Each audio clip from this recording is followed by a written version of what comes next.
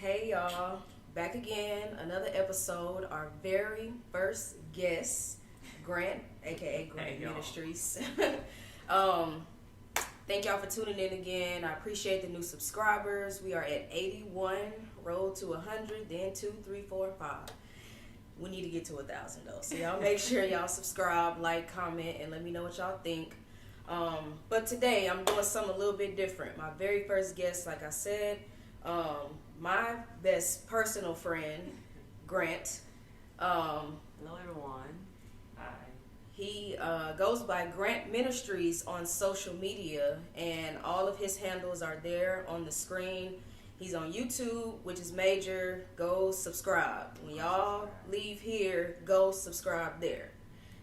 He's on Instagram, Grant Ministries. He's probably not on Twitter, and he's just getting used to TikTok. But so I'm old. yeah, we wash. We up there. I'm old. But anyway, I wanted to bring him on because he has an amazing platform. His Instagram actually almost has a thousand followers. I've been watching. Almost. So his platform is really growing, and what he does is ministers to the youth, not just the youth, but in my opinion, that's his target audience. The youth, adults, old, young. He don't care. He just want to spread the word out. So I'm gonna let him tell y'all a little bit about what he do, and we're gonna get into it. So tell the people, introduce yourself. Tell the people what you do and how you do it. Well, y'all, my name is Grant, as she says. Grant Griffin, to be exact. And I'm a pastor. I wish we come up with a more youthful term, because pastor just makes me sound so old. And That's why I said no pastor. disrespect. No disrespect to all the pastors out there, but or whatever. Yes, and I just spread the gospel of God. You know, I've been doing it for, in about 2 weeks, it will be 4 years. 4 years, where I've been preaching and teaching. I started out in my mom's living room. Then when COVID happened, I think I'm supposed to say that on YouTube, but like when C-19 happened, I was starting my YouTube, so of course to still get the word out because people was at home and stuff like that. And then of course now that it's kind of settled down, I'm back having it in person at my house, and then I still now I have Instagram. I just got back on Instagram after 5 years last year. So I kind of got almost 1,000 followers. I should have just kept my old Instagram and just not been on it, but you know, whatever. And so I go on live stream every Sunday. I preach there, and then I preach at my house afterwards, and then I make a video for YouTube for people who don't be on Instagram and for people who don't come to my house. So And Facebook. I forgot to mention Facebook. oh yeah, Facebook Yeah. too. You know, y'all love that It's Facebook. hard starting all over. It's so hard. I'm like, Yeah. oh my goodness, it's difficult, but whatever. We keeping it pushing. Oh yeah. Every Sunday or every other Sunday, we over here on this very couch On this receiving couch. the word from him. One day I'll be in the building or something. We'll see. One day we gonna get there. So I'm sure everybody want to know, how did you even come up with this? Like, what made you get started and say, man, I want to preach, I want to teach, I want to minister to not only the youth but the world? Like, Right. what was going through your mind when you first made that first? When we was at College. no, not college. When we was at you started off recording only first. No, I started. Remember, I started in my living room first. Okay, that I very started first recording. sermon. Yeah. Like, what leading up to that? How did you feel? Like, what made you get started up into that point? Well, for people that know me, that's probably watching this, because we kind of share similar friends or whatever from the same hood. I've been a Christian my whole life. Like, I've always been a Christian. I've always been a child of God. My mama put me in church since I was a baby. So when people see me doing this, they be like, oh, you know, he's a man of God now. And I'm like, no, I've been a Christian my whole entire life. All I know is church and gospel my whole entire life. And I've always, like, I'm not one of those people that just be like, oh, I believe in Jesus or whatever. I really valued a relationship with God. So I've always had one. Even when I've done crazy things, when I have gone different routes and different paths, I've always had that foundation, always had that relationship. So it was when I was in college. That was probably the toughest time of my life. I didn't think I was going to graduate. It was extremely hard. I was stressed out. I had panic attacks all the time. I had anxiety attacks all the time. So that's when I developed my relationship with God the most. And then, I don't know, it was kind of like a knowing in my spirit. And it was like, I was like, you're going to preach. And I'm like, what? Like, it's weird because I don't even really like interacting like that. I mean, it may seem like I do. Like, I'm very good at it. Like, I have a good social meter. Like, I know how to, but in the depths of my soul, I just would prefer not to. Like, understood. Trust me. Understood. Like, you wouldn't know that meeting me. You would not know that. You would think I'm very social, and you think I'm very, like, you know, happy-go-lucky. But people that know me know the real. Like, so, you know, I've always had people kind of cling to me, and I hate saying that because it sounds kind of arrogant. And it sounds kind of cocky, but it's the truth. Like, people literally will always come to me for advice. People will always express their deepest, darkest secrets with me, and I would never ask. I would never ask. I don't be caring to know. Not to sound insensitive, but I just don't be caring to know nobody business. Because I be like, I got my own. But at the same time, you know, I was like, okay, this has to be for a reason. So absolutely, I got with God, and it was like, it's because you are very understanding. I know I have a gift of understanding and being able to sympathize and empathize with people. So I believe that's why, you know, He chose me to preach, and so here we are today. Here we are. And I want to speak to the arrogance. I don't think it's arrogance that you say that. I think it's a beautiful thing. Like, I think it's beautiful that your aura and your spirit leads people to you and confide in you. Right. Like, that makes people's day, you know? You like, they get it out. They may not want to go to therapy. But it's crazy because when they get to know me, they be like, oh, I didn't think he was like this. He dry. Flat out dry. I didn't think people really be like, oh. Like, when you get to know me, you'll be like, all right, I don't know. Think Nene Leakes. I am not Nene. Shout out to Nene. No, I'm just playing. I'm just kidding. But yeah, if you get to know him, you can be like, that's not the person I met. And not in a bad way. It's just he gets more open. It's like an onion. You just got to peel him back layer by layer. And I would know that because I met him when we were babies in elementary school. When we were children. We went to separate middle schools and high schools, but then we went to college together and formed a bond, and here we are. But speaking back, I used to record you and post for you, and I saw how much prep goes into that. So how much prep goes into getting a sermon together? Because pastors, we know they stay in their office prepping the Sunday of. Well, audience, I honestly, this is just quit my job. I quit my full-time job where I was making pretty good money. I just got a new house.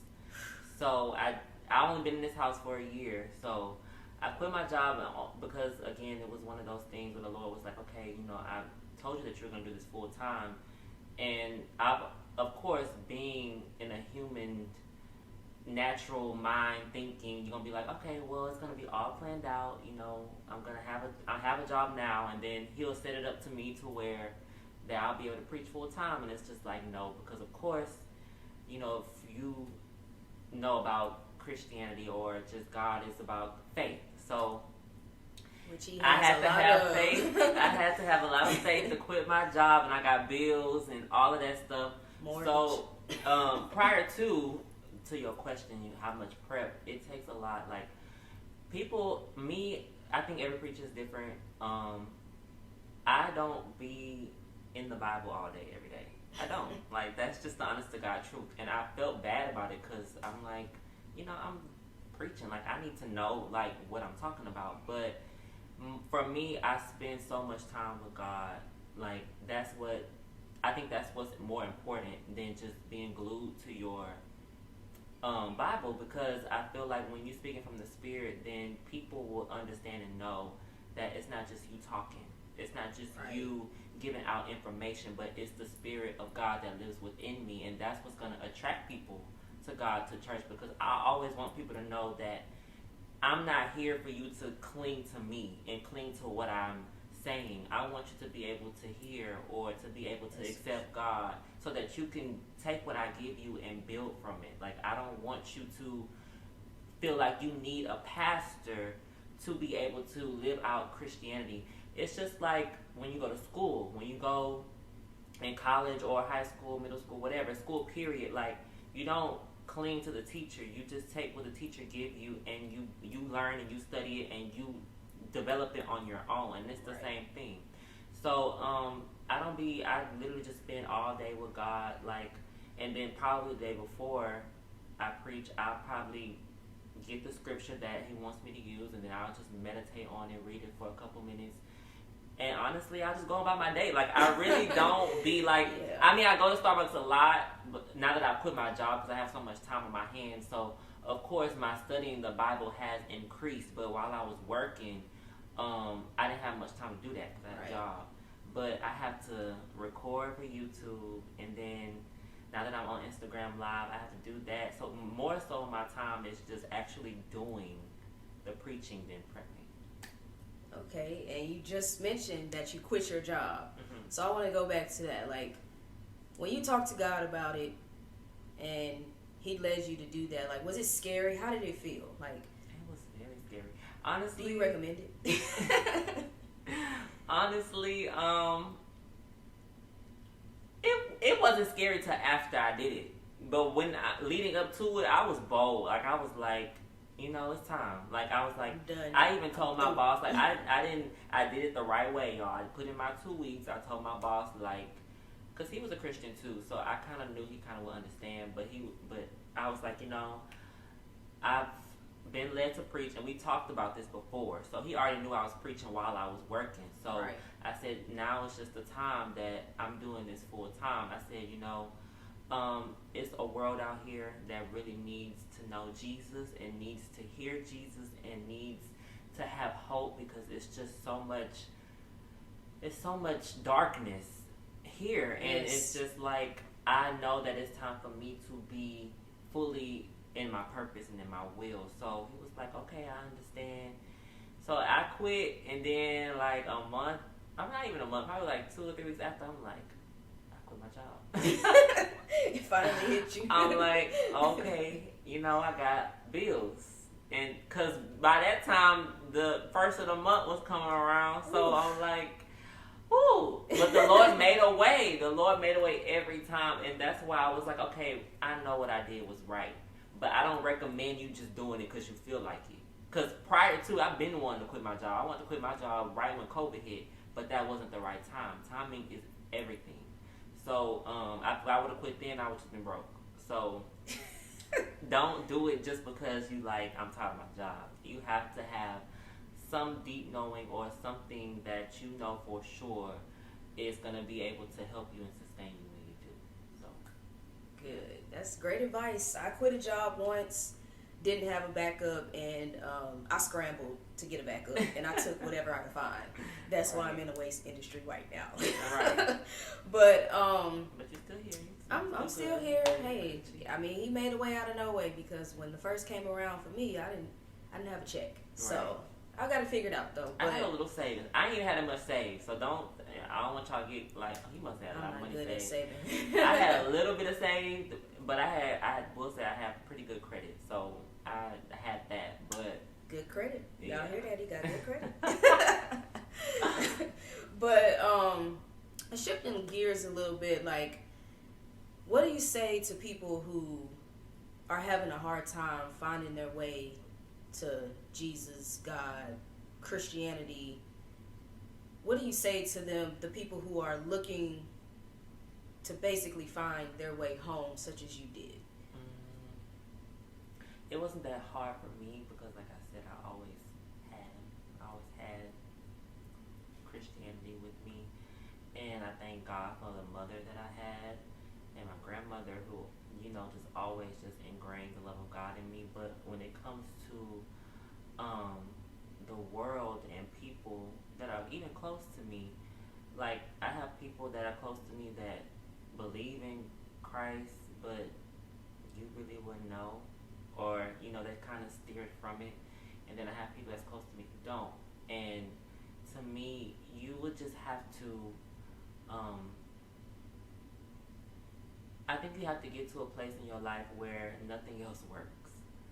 And those are the times, even for Christians, non-believer and believer, when you just have tried every single thing in the world to, validate you, try to fill those voids internally, or trying to help you, like, just to be this person that you want to be or strive to be, when you just run out of just everything and you're just mentally and emotionally, physically tired, Right. that is when people are going to see, like, okay, then it has to be something that is bigger than me, Right. that will be able to help me and to love me. And I think the world has come to a place where they're just clawing for something to just make them feel all their voids. And that's why so many people are lost and confused on who they are, and where they are and what they want to do, is because we've clinged to worldly things, and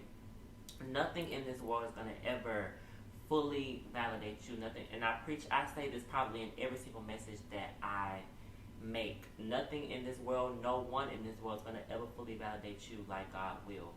And to me, I had to learn that.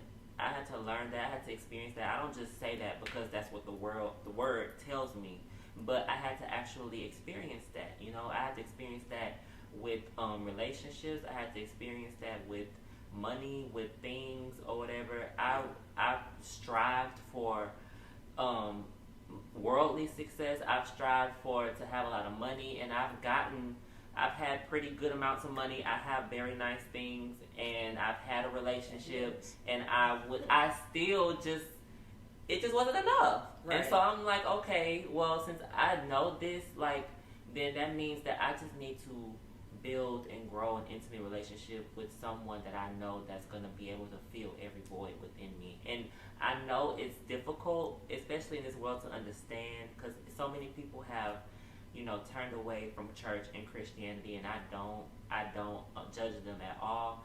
I don't make them feel bad, but I come to a place of understanding where they are. But at the same time, when I meet you where you are, it's up to you to choose, and it's up to you to decide. And I think preachers feel like they have to make someone believe, and that's not our job. Our job is to teach. Our job is just to inform you. Right. Now, whatever you do with that, that's up to you. That's up to you. I would want you to say that you believe in Christ, and ultimately, that's what my heart's desire, because I would want to be able to see you when this life is over and stuff like that. But I'm still going to love you if you don't. Like, and that's what God, and that's what the word tells me to do. Even if you don't, I'm to love you regardless. So I don't even know what the question was.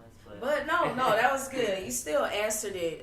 You basically saying, like you told me as my advice, you got to hit rock bottom to find your way to God. Like, I may have steered away from Christianity, but I've never gave up on God. And that's probably why I'm here in this position today, doing what I'm able to do. I never, ever steered away from God. But I appreciate that answer. I really do, because it's very, very authentic. But switching gears a little bit, what are your thoughts on today's, like, black society? Like, the black culture as a whole, music, athletes, youth, old people, elders. What's your opinion on the state of the black culture today? Like, are we just so far gone? From what, though? Reality. I think, well, we specifically speaking on black people. Blacks, okay. Yes. Our people. Yes. I believe the black culture is so focused on just being at the top, no matter what area they're in, like whatever line of business, whatever. I feel like they always focus on just having enough, and of course and I'm just be honest how I feel, my opinion. I just think, they're the never going broke mentality. So they put so much emphasis on just being financially okay. Mm-hmm. And of course, I understand that because of where we come from as black people. We were very suppressed, oppressed, all that. So I understand we always were at the bottom of the totem pole. History doesn't lie. It's just the truth. But at the same time, when we enter the place now, even we're still pretty much kind of oppressed. Like there's so many, and I don't talk politics that much, really at all, because you have to separate the two. Yeah, but we're still oppressed. That's all I'm gonna say. Absolutely. Absolutely. But I think black people have to understand that we have so much beauty, we have so much intelligence, we have so much going for ourselves that I just would like us to think outside the box besides just money, cars, and clothes. Like, and rap and right. and fame so and much fortune. More to life. It's so much more to life than a bust down and Cuban links and chains. And I don't talk down on it because I understand I have stuff like that too. I mean, we all like nice things. We do, yeah. But we also prioritize. Right. And I just feel like again, it's so much division in the world, but it's a lot of division within black culture. We feel like we have to compare ourselves to each other. We have to compare ourselves to what this person has and what that person has, and how do I get what that person has, or how do I get to this level. But trust me, when you look at somebody's life, believe me, they going through something too. Like, just because you think that they have this or that, right? They have problems and issues too. When they go home, y'all don't get to see. Right. I just think black people, I think we just have to continue to. We've gotten better, but we have to continue to develop an understanding of identity and self-worth. Like, we're so worthy and valuable, and we're so valuable to this world that, once more black people understand what they bring to the table, we'll be unstoppable. I like that answer. I like that clean answer. I think we are so far behind. I think we are so lost. I think our youth is in trouble. I think our youth need more like you to show that, hey, it's cool to be a guy with a 9-to-5. Yeah, you can still get what you want with a 9-to-5. And that's the thing. I think this is not really a black people problem, but this is a generational problem where everybody feel like they have to work for themselves. Everybody feel like they can just start a business. And I'm not knocking no business owners or people that are truly led to start their own business. But if everybody starts their own business, how are you going to have workers? Like, how is the world going to be able to continue? The economy can't flow. Yes, the world cannot continue without people having a 9-to-5. Like, just think of Chick-fil-A. Somebody has to work that 9-to-5, like, for us to get Chick-fil-A. Like, just somebody has to do it. People don't think about. Right, and it's okay. Like, but of course, and I think the world and employers have gotten better because they see that people really just don't care and quitting their jobs. Like, they have gotten better with diversity. Like, even I noticed the things, like the little simple things, like with black people, how black girls can come to interviews with braids and stuff, like things that will hinder. Yes, because those are things that were not accepted, in a worker's environment. So, I think people are understanding, like, and jobs are understanding, like, okay, diversity is important. Like, actually, not killing people is important. Giving them time off, like, those things. Don't ask them why they calling in. Just say, okay, go ahead and take your day. It's becoming very progressive. You shouldn't be doing that anyway. So right. That's not. People make a mistake. But I do agree though. Like, if we all just come together and understand that it's more to life than money, cars, and clothes, and I think we'll be all right. And I asked that question because I really forgot that I did not mention that this is called the Black Way. Oh. I forgot to mention that at the beginning. I was supposed to say welcome to the Black Way, but this is the Black Way, and I like to talk about black people problems, and I like to highlight positive black people in the community. Right. Hence you, while we sitting here.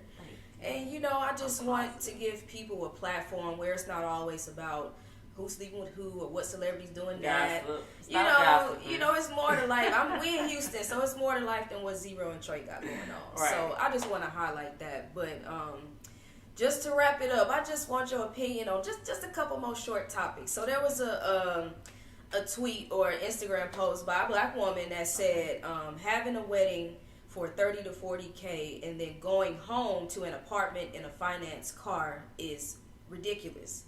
Agree or disagree? Your opinion? Agree or disagree? Agree or disagree?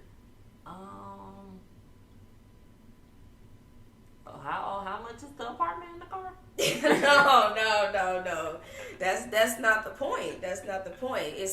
I think it's the principle. Why are you spending 30, 40K when your car not paid off? I disagree, but I mean, I agree. I mean, yeah, I agree with the tweet, but I am so like, I'm different. So y'all, please don't crucify me.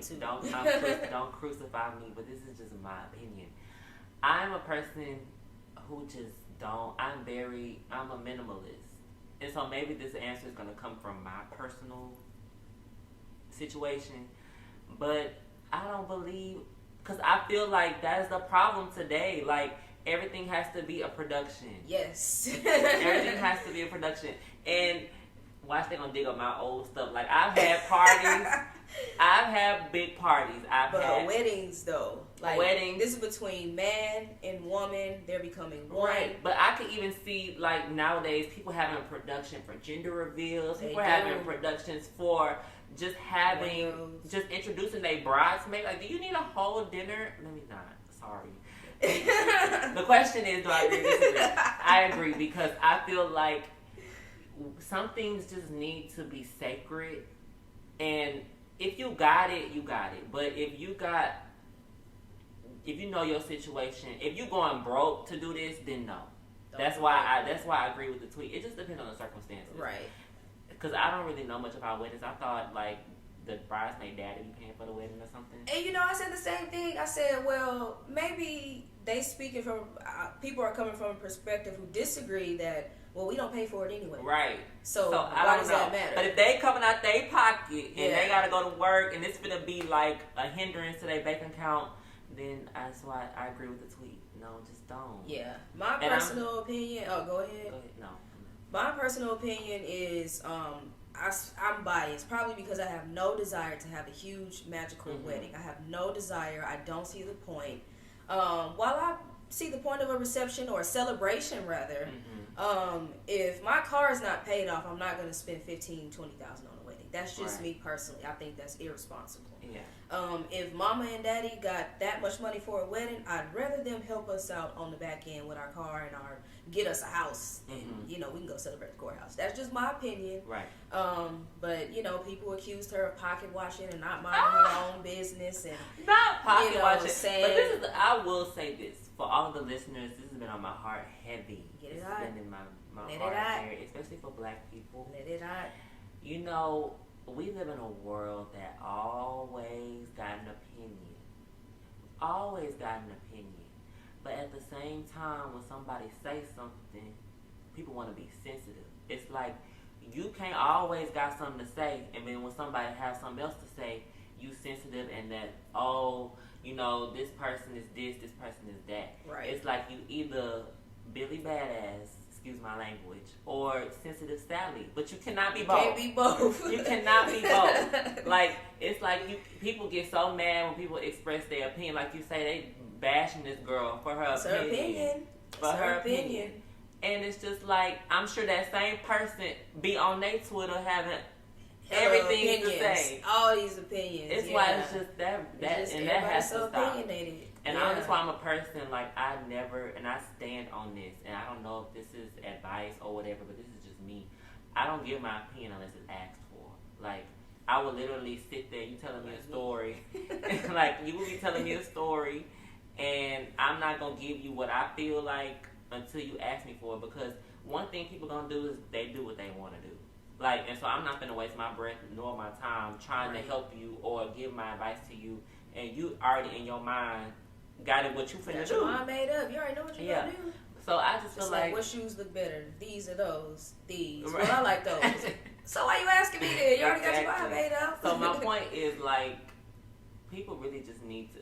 If you're gonna have an opinion, make sure you be able to receive somebody else's opinion too. I agree.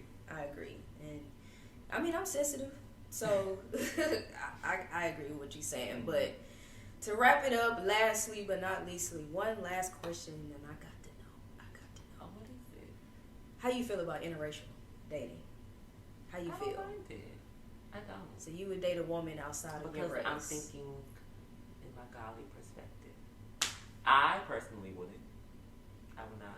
That's just not my type. It doesn't bother you. Like, your opinion as a whole is love is love. Yeah. All in all. Yeah. Like, I feel like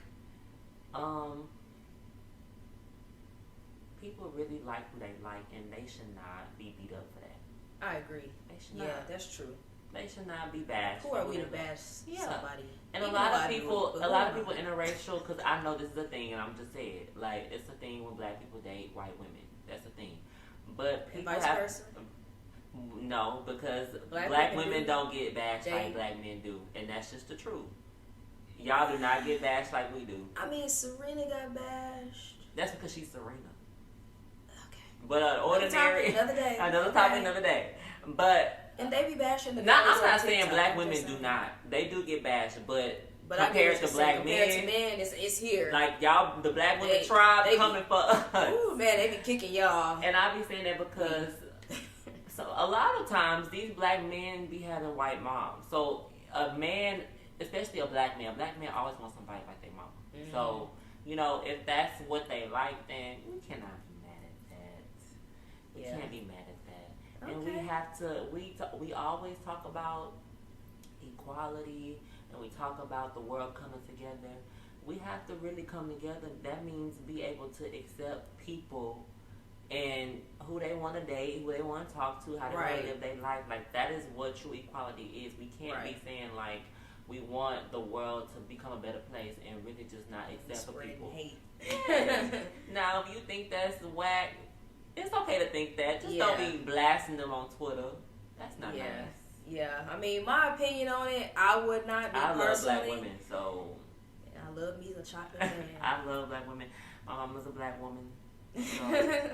Yeah, I mean, my personal opinion, like I said, I wouldn't. But like if one of my friends dated someone, I wouldn't be at their wedding. Like, I object. No, I mean, in the beginning, I'd be like, okay. I mean, Right. you couldn't find you one of us. But and I mean, I mean, that's honest. if you end up what you end up with, then hey, that's fine. That's just my opinion on it. But you know, I had to get your opinion on it. I had to know how you felt about it. But thank you so much. I appreciate you doing this. We wrapping up? I thought I was just having fun. Oh shit, we can. I mean, we can keep going. No, I'm it's just okay, being it's cautious okay. at a time. You know, he Right. always got stuff to do. He always on the run. Well, have me back. I hope y'all Definitely. enjoyed. Yeah, I hope y'all enjoyed. This is literally an authentic, candid conversation. Please don't forget to go subscribe to Grant Subscribe. Ministries And subscribe on to all platforms. All platforms. It's right there on the bottom of the screen. It's in the description. Don't forget. And of Yeah. course, me, the Black Way, The Brandy. Black Way. Don't forget to like, comment, subscribe, share. I'm open to all opinions. You know, this is all opinion. Nothing we said was fact besides his life and his story. Mhm. So, you really not supposed to debate an opinion because it's an opinion. So, anyways, thank y'all for tuning in. Thank you again for being my very Thank you first for guest. having me. And it's going to be a lot more to come. So, y'all stay tuned.